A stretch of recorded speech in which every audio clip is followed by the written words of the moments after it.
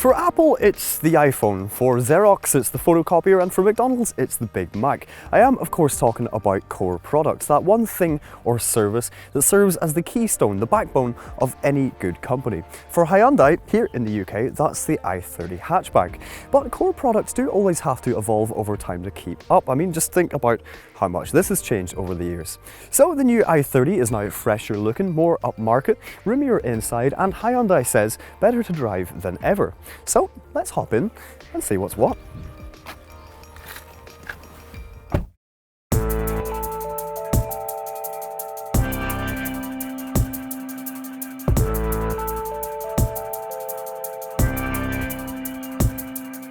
Now, when we first drove the i30 earlier this year, we tried the most powerful 138 brake horsepower 1.4 litre petrol, but this time round we've got the little 1 litre, which is the same engine that you'll find in the smaller i20.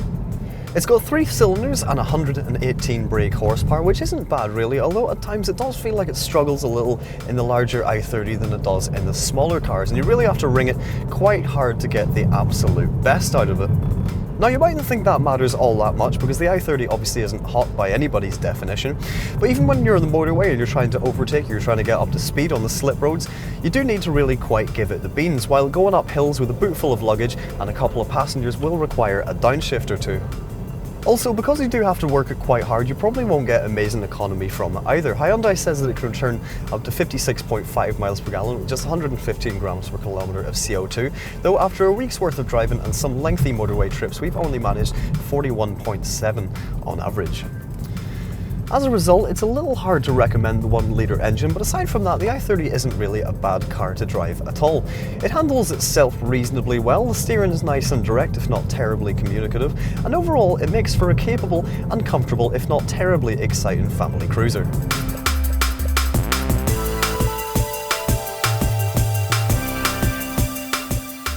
We've said before that the redesigned cabin of the i30 with its fresher appearance and decluttered control layout is a big improvement over the last version. But while last time round we tried the range top and premium SE trim, this car is the mid-spec SE nav, which is probably likely to be a bigger seller.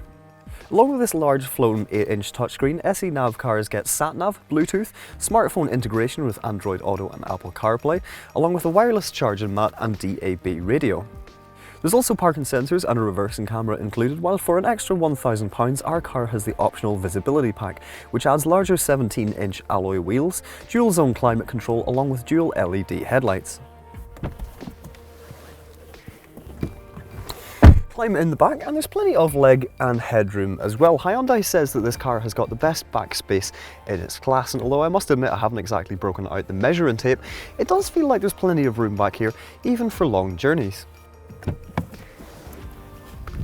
The boot is pretty spacious as well, with 395 litres of space with the rear seats up. Fold them down and there's 1,301 litres, which is better than rivals like the Golf, the Focus and the Leon, although the Skoda Octavia does have slightly more rear room. Remember, however, that there is also now the option of the i30 Tourer Estate, which we will give a separate review at a later date, but which is 1,650 litres of space if practicality is a main concern. Pricing for the i30 starts from $16,995 for the entry-level model, while this SE nav starts from $19,645, and that puts it about on par with its main rivals, the Focus, the Astra and the Octavia.